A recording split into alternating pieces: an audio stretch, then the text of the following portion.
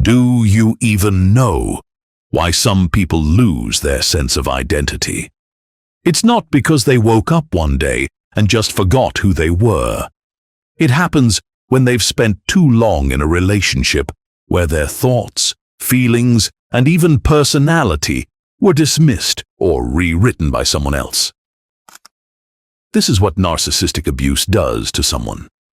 They slowly chip away at a person's sense of self, replacing confidence with doubt and independence with fear. Today, we'll break down the biggest reasons why victims of narcissistic abuse lose their identity. Are you ready for number 1? Constant gaslighting. Imagine waking up every day feeling like your mind is a battlefield where reality keeps shifting. That's what constant gaslighting does to you. A narcissist will twist facts and deny things they clearly said or did. They make you feel like you're overreacting or even losing your mind. Over time, you start questioning yourself. Did I really hear that? Maybe I'm just being too sensitive. This slow erosion of self-trust is what Dr. Robin Stern, author of The Gaslight Effect, calls the gaslight tango. It's a toxic dance where the narcissist leads and you end up doubting your reality. When you can't trust your thoughts and emotions, it's like your sense of identity gets unplugged, leaving you feeling lost. When your inner compass is broken, you start relying on the narcissist to tell you who you are. They make sure you see yourself through their lens, which is always distorted and self-serving. It's no surprise that many survivors of narcissistic abuse describe feeling like a shell of their former selves, not knowing where they end and the narcissist begins. Let's talk about number 2, isolation from friends and family. Narcissists don't just want your love or attention. They want total control over how you see yourself. To do that, these abusers slowly push away the people who remind you of who you truly are. Dr. Stephen Hassan, an expert on psychological manipulation and author of Freedom of Mind, calls this information control. It's a tactic where abusers limit your access to outside perspectives, making it easier to shape your reality. When you lose touch with the people who once grounded you, it's like losing pieces of yourself. You're left with only what the narcissist wants you to see. They might say things like, "Your friends don't really care about you," or "Your family is so toxic." They're planting seeds of doubt until you start pulling away on your own. When no one else is around to challenge their version of reality, you become dependent on them for everything. How to think, how to feel, even how to see yourself. And once that happens, your sense of identity isn't yours anymore. It's whatever keeps them in power. Let's move on to number 3, being forced into a false persona. At first, it might feel like you're just adapting, being a little more agreeable, a little less you, to keep the peace. But over time, you realize you're not just adjusting, you're performing. The narcissist assigns you a role, whether it's the obedient partner who never questions them, the cheerleader who endlessly praises them, or the fixer who's always cleaning up their mess.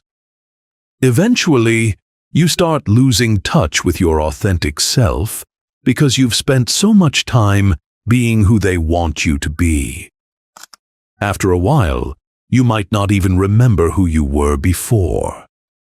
Dr. Stephen Hassan, in Freedom of Mind, describes this as identity erosion, a process where victims of manipulation slowly disconnect from their true thoughts, feelings, and desires. But here's the truth. You were never meant to be someone else's puppet. Your real self is still there. It's just waiting for you to reclaim it. Now let's continue to number 4. Loss of personal autonomy. Imagine waking up every day feeling like your life isn't yours anymore. Every little choice, like what you wear, what you eat, and who you talk to, is micromanaged by the narcissist. At first, it might seem like they're just being helpful or protective, but over time, their control tightens like a leash you didn't even realize was around your neck.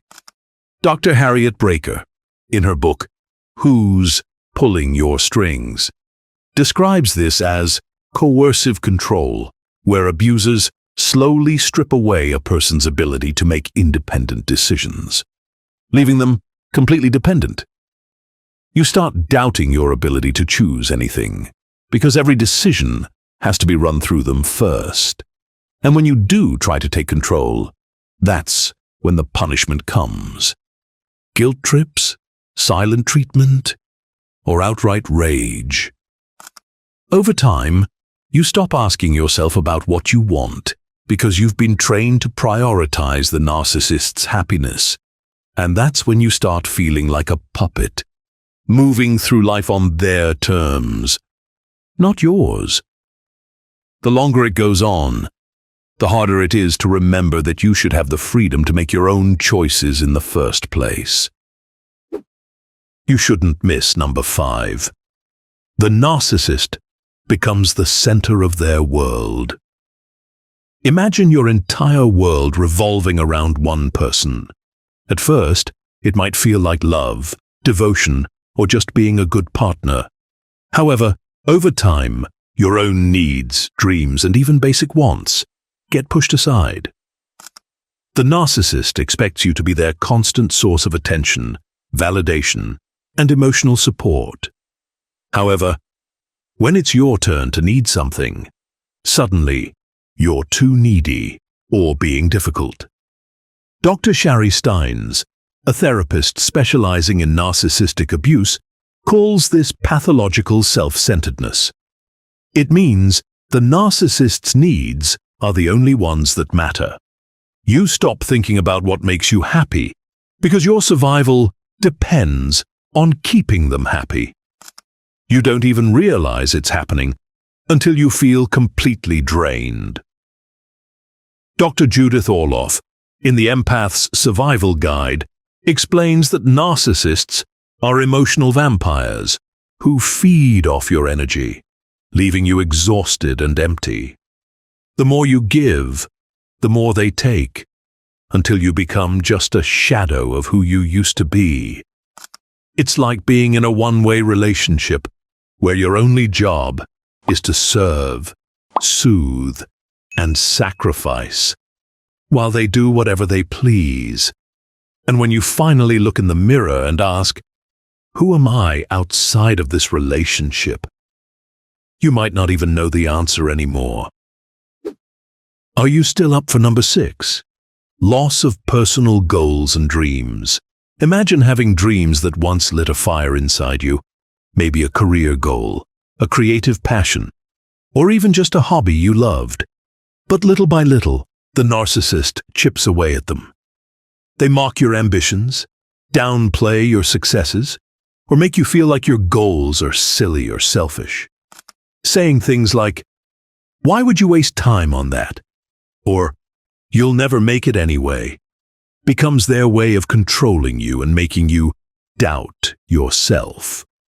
Dr. Ramani Durvasula, a clinical psychologist and expert on narcissistic abuse, calls this dream-crushing behavior, a tactic narcissists use to keep you from outgrowing them.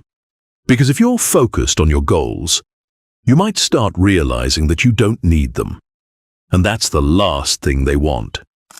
Over time, you stop dreaming altogether, not because you don't want to, but because it feels pointless.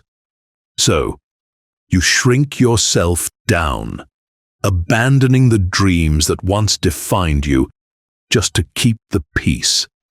And one day, you wake up and realize you've been living someone else's life, one where your desires, talents, and ambitions have been buried under years of manipulation.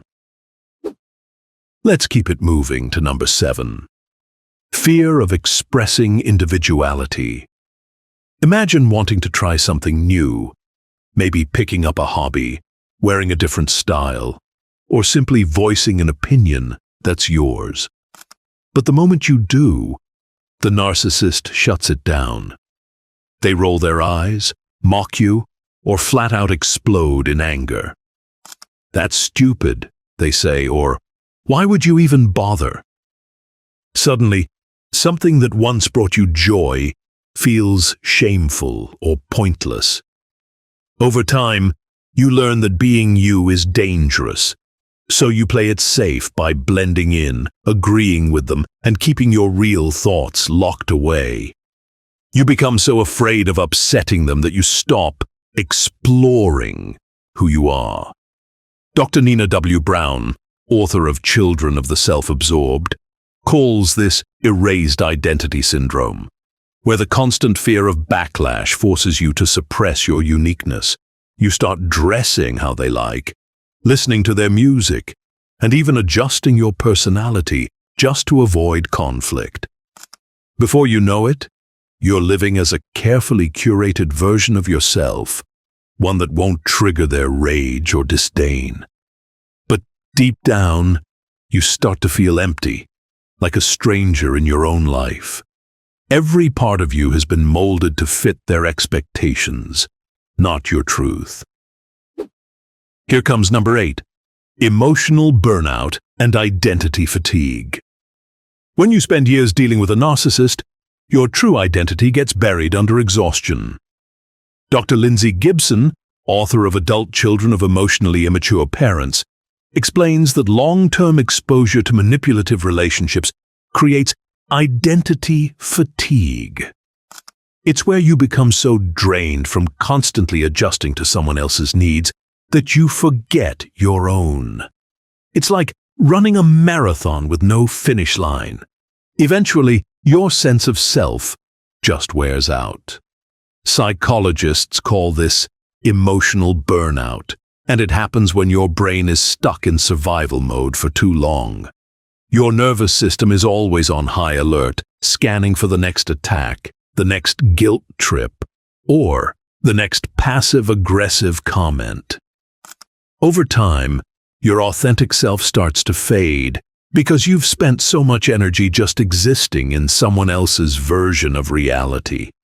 Rebuilding your identity means reclaiming the things that make you. Your likes, dislikes, dreams, and even small preferences that were dismissed or ridiculed. Moving on to number 9, constant comparison to others.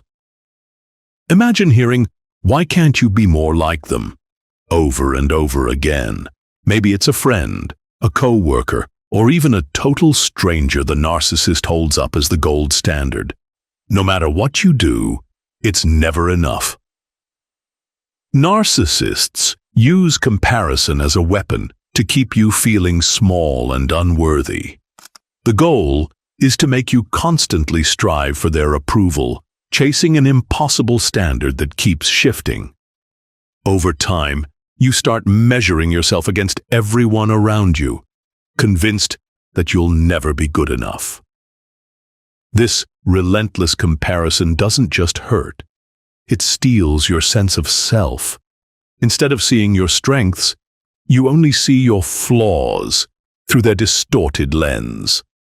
Dr. Craig Malkin, author of Rethinking Narcissism, describes how victims internalize these comparisons, leading to chronic self-doubt and a fragile identity. You stop noticing the things you love about yourself, and instead obsess over how you can be better so they'll finally approve of you. But the truth is, the narcissist never wanted you to feel worthy. They wanted you to feel dependent on their validation, and that's how they make you forget who you truly are. Finally, we're down to number 10, internalized negative labels. If you hear something often enough, you start to believe it, especially when it comes from someone you trust. That's the trap of narcissistic abuse. When a narcissist constantly criticizes you, calls you too sensitive, not good enough, or hard to love, those words sink in like ink on paper. Over time, you stop questioning them and start owning them. Are not true. Dr. Carol McBride, author of Will I Ever Be Good Enough, explains that victims of narcissistic abuse often internalize these labels. They carry them like a heavy backpack long after the abuse ends. The narcissist's voice becomes your inner voice, she says, making it hard to separate their toxic opinions from your reality. Dr. Sherry Campbell, a clinical psychologist, points out that narcissists make you doubt your strengths so they can keep control. They rewrite your story until you no longer recognize yourself, she explains. The good news? That story isn't set in stone. Healing starts with rejecting those false labels and reminding yourself that you were never the things they said you were. You are more than their words, and you get to define yourself. Losing your sense of identity because of narcissistic abuse is not your fault, and it's not permanent. It happens because someone slowly made you doubt yourself. But that doesn't mean you can't find your way back. Rebuilding your identity takes time, patience, and a lot of self-compassion. But every small step counts. You are more than what a narcissist tried to make you believe. The real you is still there. And with the right support, you can reclaim your confidence, your voice, and your life.